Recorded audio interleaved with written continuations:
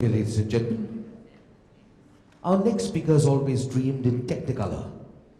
Not just a designer, she is an artist of masterpieces, an orator of stories, and a narrator of tales within the bejeweled jewelry theatre.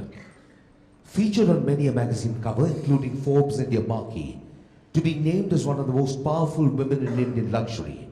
She has also been featured in the UK-based digital algorithm on Twitter of the world's top 250 influencers, among other prominent women like Hillary Clinton, Oprah Winfrey, and others. The winner of many prestigious awards and accolades, she epitomizes the woman of today, one that is courageous and strong, one that supports social causes to make a difference in someone else's life, and one that stands up to what she believes in, and one who multitasks all her roles with perfect ease. She doesn't just love to design, she lives to design. To put the focus on importance of branding for a product, let's hear it for Farah Khan of FK Fine Jewellery.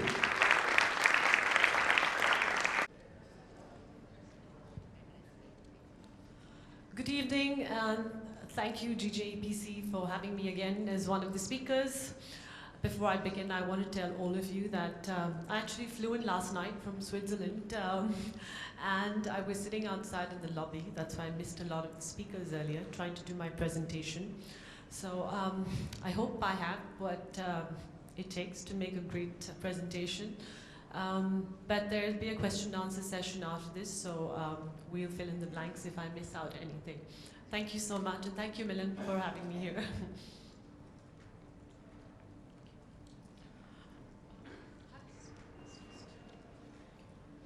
So the question today is branding, and how does branding help, and how does it take your product further, your company further, your entire brand further. So let's have a look. What is branding? As many speakers before must have told you yesterday and today as well, branding is your identity. It's about telling a story.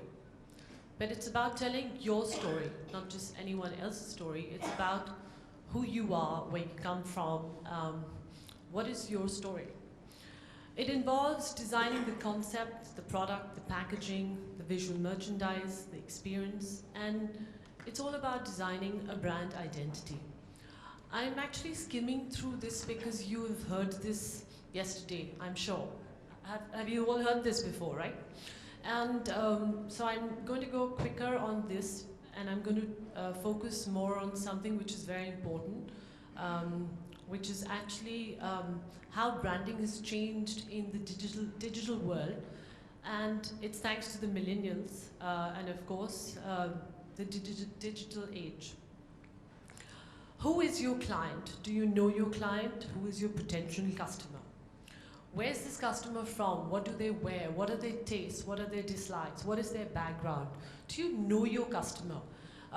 In today's cluttered space, it's very important to know who your customer is and to make sure that you service that customer, because to have the same customer come back to you is more easier than trying to get a new customer. So make sure you know your customer and give your customer what they want.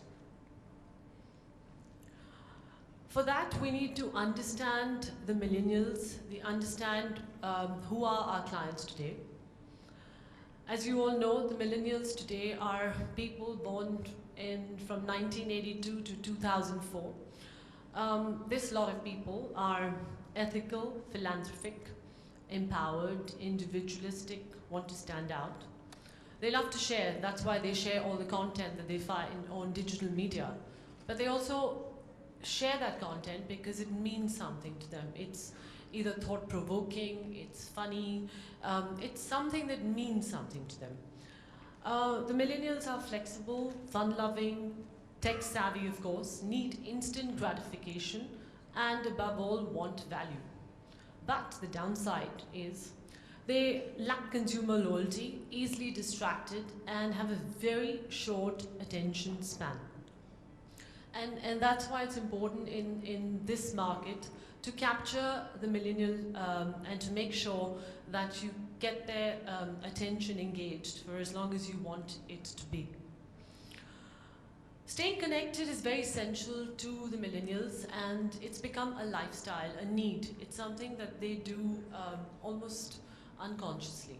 They're always on their phones. I don't know if you're ever at public spaces, at an airport, or traveling anywhere, and you know, at one point people looked at each other, what they were wearing, what they were doing, what they were talking, but today everyone's looking at their phones, interacting with each other virtually. Even if they have great company next to them, they want to be on their phones. So we'd say that the millennials are influencers and they promote crowd culture. Now, what exactly is crowd culture?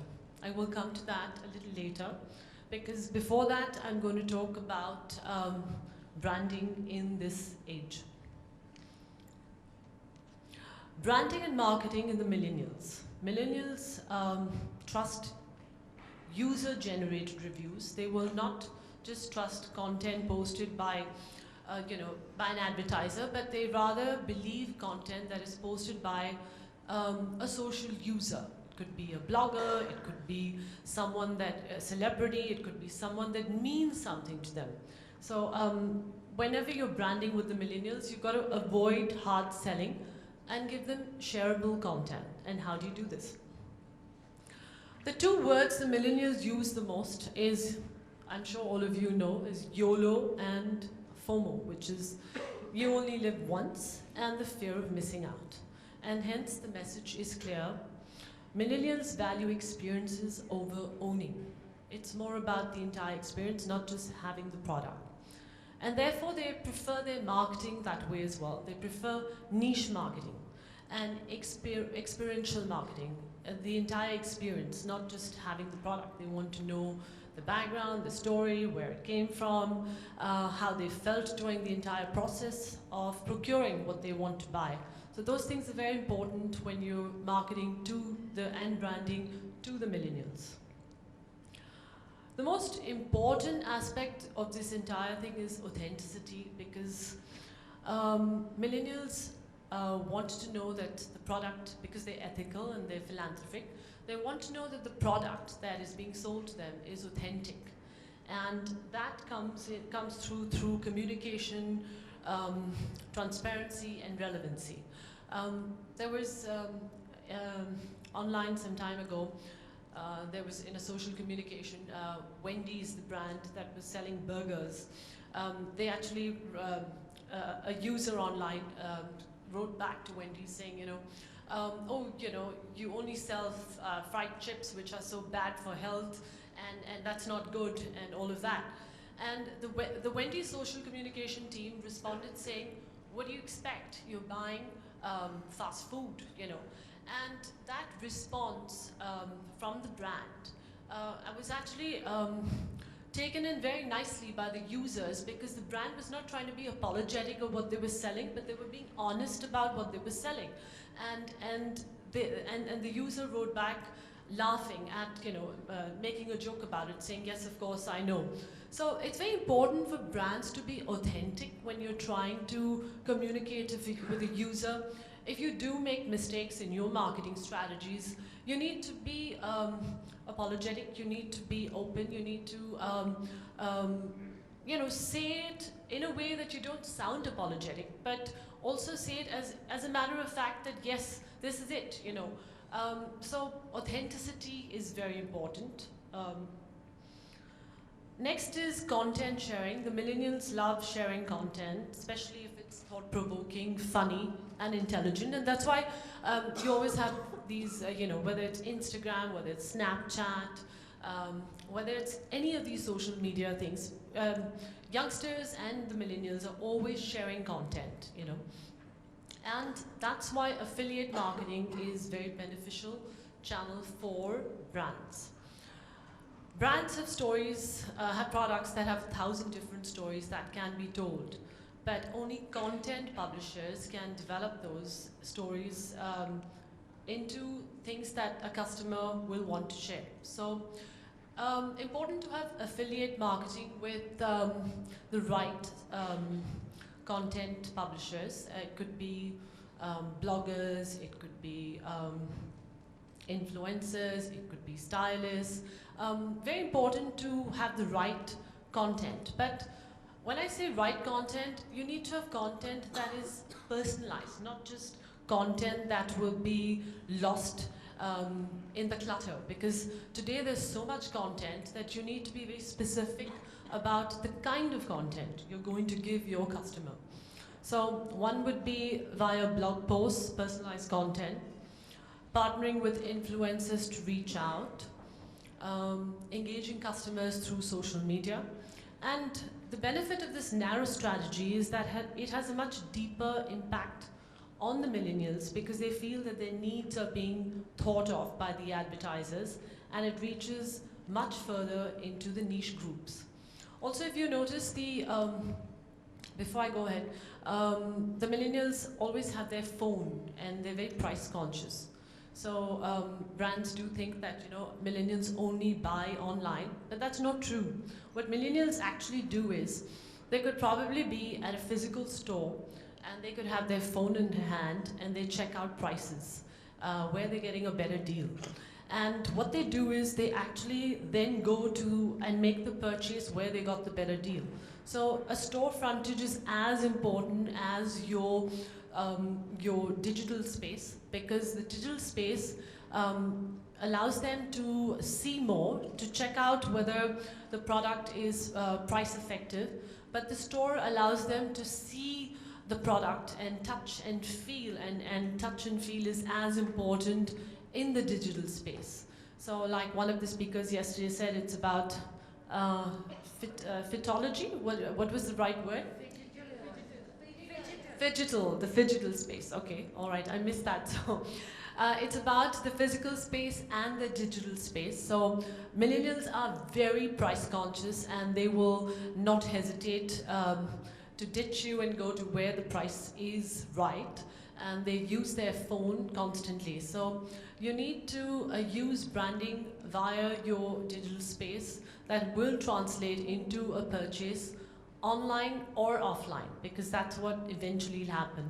And ironically, a study proved that though millennials always are online, sharing content and looking at content, most of them actually make their purchases in stores. So that was an ironic study that actually was discovered. One more, just hold on. I can't hold so many things in my hand, so hold on.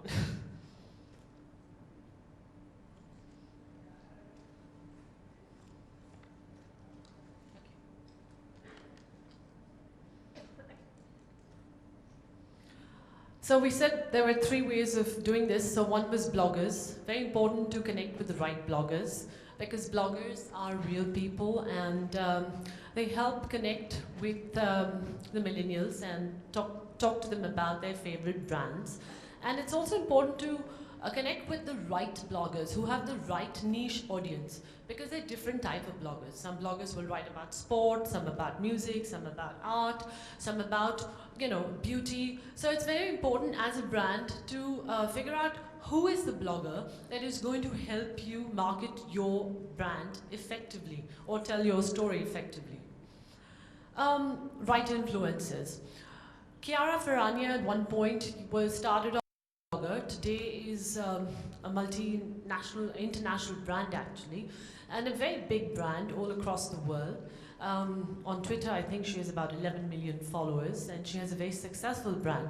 So she's someone who actually started telling stories about her lifestyle, about her life, and she started affiliating with brands, and brands started affiliating with her. And today she herself is a successful brand. So it just goes to prove that when you affiliate with the right influencers, you can actually become a brand yourself. And these influencers, even though she has her own brand, she still ties up with various other brands, fashion brands, to tell a story. And she's very successful because when she speaks, she comes across very real, and because she uses those products. So that's what I meant by saying niche marketing. You can't go to someone who doesn't use your product or doesn't like your product and ask them to market your product, no matter how well known or famous they are. Another stylist called Shalina Nathani, she actually dresses up Deepika Padukone, one of the country's superstars. But she herself has become a celebrity of late. Jaipur Gems used her in their campaign. And she's very successful as a stylist and also very successful as someone who's representing a brand. So these kind of people mean something to the millennials because the real people are who the millennials are. It's mass culture, it is crowd culture, and that's what I'm going to stress upon in a little while from now. And another way is engaging your customers in branding, like what Gucci did with GucciGram. I don't know how many of you heard of GucciGram, but it was an Instagram campaign that was started by the brand Gucci last year, and they invited artists from all across the world to actually design the way they saw the Gucci brand, to tell a story. So they were using different ideas, and the only uniting factor was the great freedom that they gave their users to come back and create beautiful art for Gucci. This was a very successful campaign because Gucci used some of these artworks in their products this year. And it's a part of the Gucci museum in Florence. When I was there last month, I visited and I saw a lot of the stuff there that was translated. So Gucci was actually engaging their customers to tell their story. And of course, you have people like me who love Instagram, and I keep posting pictures, trying to tell people about my story, my work in progress, because I believe that people like to know not just about the end product, but the process, the journey. Now, this is a very important concept that I'm going to touch upon because I don't think anyone